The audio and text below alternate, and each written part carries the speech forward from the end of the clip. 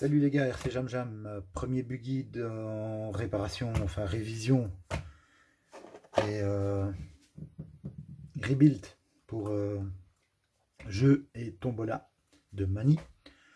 Donc ici le premier est, je vais pas dire terminé, mais terminé du moins dans ce que je pouvais faire.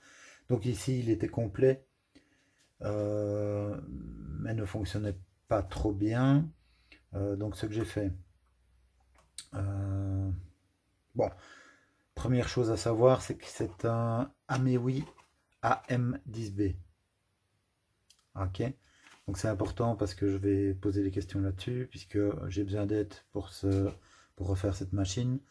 Donc aussi, on le retrouve sous la dénomination dans la marque Red Cat Twister.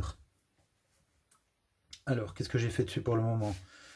Donc j'ai fait toute la révision. Donc au niveau en dessous du châssis, donc c'est toutes des vis cruciformes. Pas de souci là-dessus.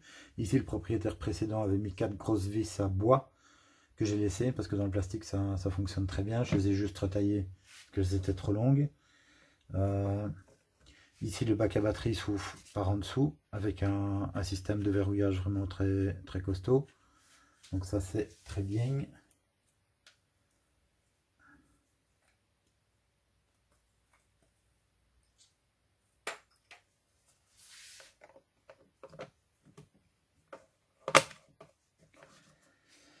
Voilà, alors le châssis se décompose facilement en 3 parties, donc ça c'est bien quand on doit travailler dessus, donc pour ça un point positif.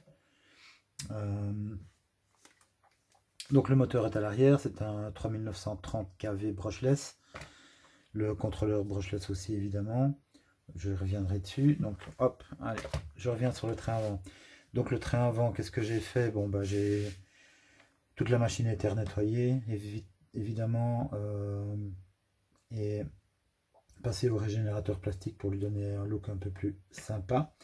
Alors les roues avant, c'est des roues avec des petits roulements intégrés dans les roues, donc à chaque côté. Et là, il faut se méfier parce que de ce que Mani m'a passé dans les bacs, j'ai déjà deux sortes de roulements différents pour les roues avant. Donc attention, si vous prenez des roues avant avec roulement, faites gaffe à la taille des roulements parce que il y en a pour des axes de 5 et d'autres pour des axes de 4,5. Enfin, il y a des roulements en mesure demi-millimètre, 4,5 intérieur par exemple. Et l'extérieur, c'est en 9,5. Et il y en a d'autres où c'est 5,10 par exemple. Donc là, il faut se méfier. Donc là, comme vous voyez, ça tourne bien. Euh, que dire de l'avant? Que dire d'autre de l'avant? Pas grand chose. Les amortisseurs sont des ZD Racing, donc ceux d'origine ont été remplacés par des ZD Racing. Ils ont l'air super, les ZD Racing, ils ont l'air vraiment bien. Donc je les ai aussi ouverts. J'ai changé l'huile complète sur les avant ou sur les arrières, je ne sais plus. Et sur l'autre paire, l'huile était encore claire, donc je n'ai fait que de compléter. Donc l'huile est bonne sur les 4 amortos. Seulement le gros problème à l'avant, c'est que c'est beaucoup trop dur. Donc il n'y a pas de... Ça rebondit. Ça rebondit. Ces amortos-là ne conviennent pas pour l'avant, ils sont beaucoup trop durs. Pour l'arrière, ça va. Ils sont plus longs et comme vous voyez, là, pour l'arrière, ça peut aller. C'est souple et il y a du débattement libre. Donc ça, c'est bon. Le cerveau, c'était un 3,9 kg. Je pense... Bon, il a l'air... il n'est plus très frais, mais je pense que ça peut aller. Avec le petit essai que j'ai fait. Alors, le contrôleur ici, donc c'est un contrôleur brushless. Très bien. Le numéro, c'est E186. Donc j'ai fait des recherches là-dessus. Mais j'ai trouvé aucun moyen aucun manuel pour le programmer. Donc ça, si vous connaissez, ça m'intéresserait. Donc je vous le montre de près pour que vous voyez le modèle. Hein. Donc c'est un bleu. Il y a le petit bouton reset ici. Et alors il y a des connexions possibles supplémentaires ici. Je ne sais pas si c'est pour un jeu de lampe, pour la programmation ou quoi. Mais de toute façon, il y a moyen de le programmer par le bouton reset. Alors le bouton power, je l'ai viré et je l'ai court-circuité puisque c'est un bouton power de fil, puisque le reset est ici. Et donc, pour ne pas oublier de débrancher la lipo, etc., j'ai viré l'interrupteur qui normalement se situe ici à l'arrière. Alors, que dire d'autre?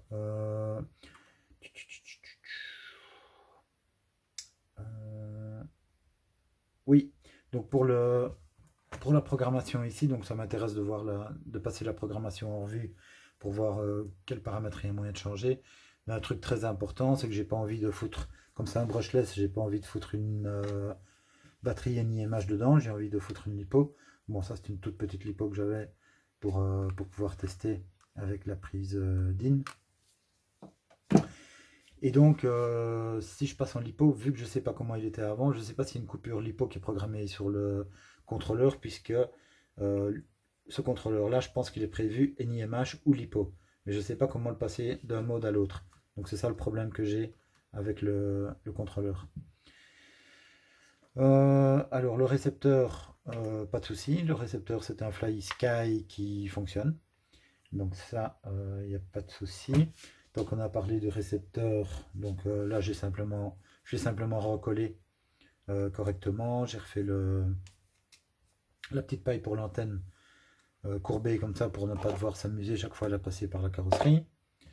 Je crois que c'est tout pour ça. Tant qu'on est au niveau du récepteur, ici, je suis... ça, c'est la radio qui va avec. Une FlySky GT3B. Connue aussi sous la marque Yamaha. Le souci, c'est qu'il n'y a pas de clapet pour fermer ici pour les batteries. Et les batteries, j'ai essayé avec 4 batteries comme ça. Et bien, c'est pas suffisant parce qu'en fait, l'alarme se déclenche. On va voir ça tout de suite.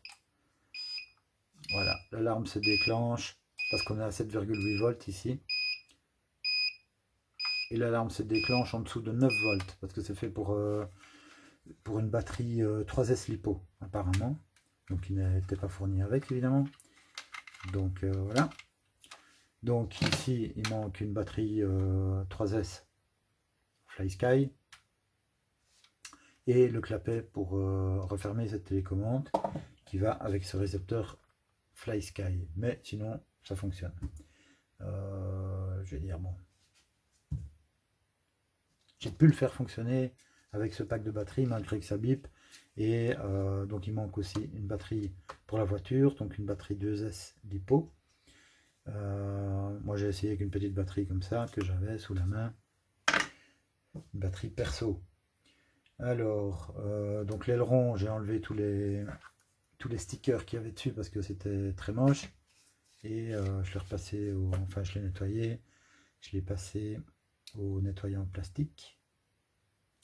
Le moteur, ça semble fonctionner. J'ai tout démonté ici l'arrière pour pouvoir accéder au diff. Le diff, je l'ai graissé, donc c'est un diff 4 satellites plastique qui semble vraiment en bon état. Ici, couronne et pignon. Donc le pignon, lui, était vraiment mal mis. Il était en train de se desserrer et pouvait casser toute la couronne parce qu'il y avait la vis qui dépassait la couronne en plastique.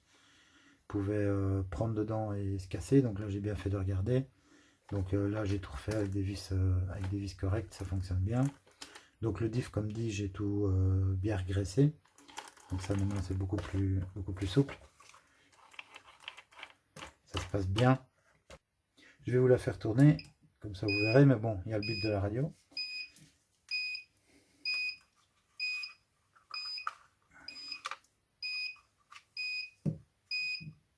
Alors il y a toujours un faux contact aussi au niveau de la prise DIN ici de la voiture, mais ça je vais attendre d'avoir la lipo définitive pour corriger ça. Je ressouderai peut-être une autre prise.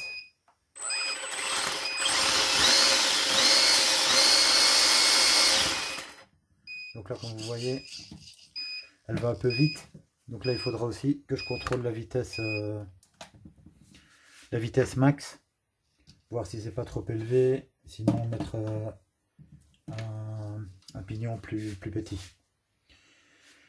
Alors donc en résumé ce qui manque, il manque une batterie 3S LiPo pour la radio FS GT3B, connu aussi sous la marque Yamaha. Il manque le clapet ici. Donc si jamais vous avez chez vous une radio comme ça qui ne fonctionne plus et que vous avez toujours le couvercle, ce serait bienvenu. Comme ça, on ne doit pas racheter une radio complète pour le modèle.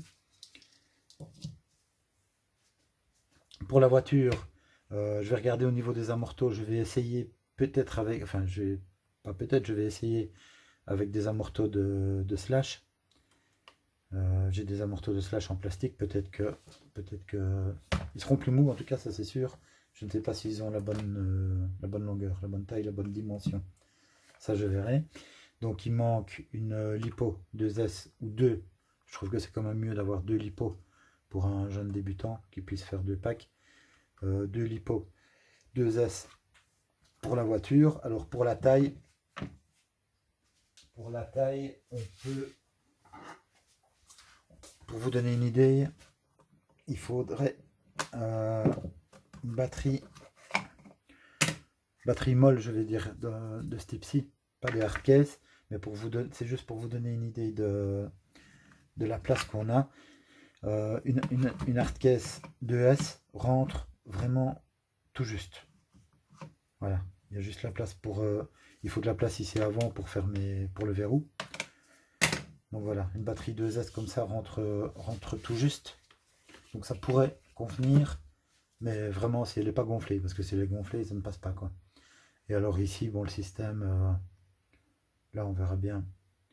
Ce système qui n'est pas génial pour les débutants qui peuvent se tromper. Hein. Ça, vous êtes au courant.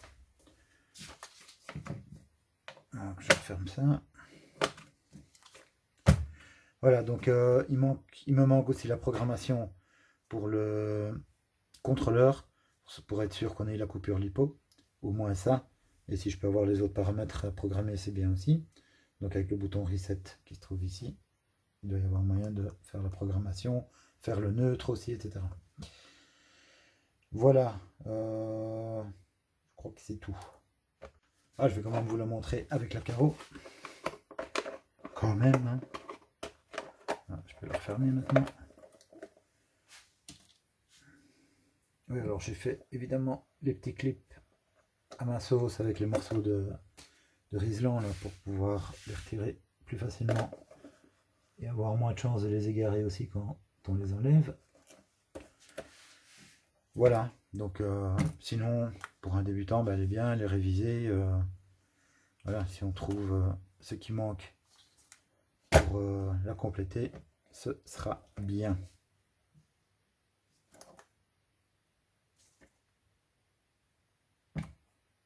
Donc le modèle c'est Amewi AM10B, connu aussi sous le nom de Red Cat Twister. Il y a deux sous-modèles Twister. C'est la même architecture, la même bagnole et la même électronique aussi. Voilà, salut les gars, merci.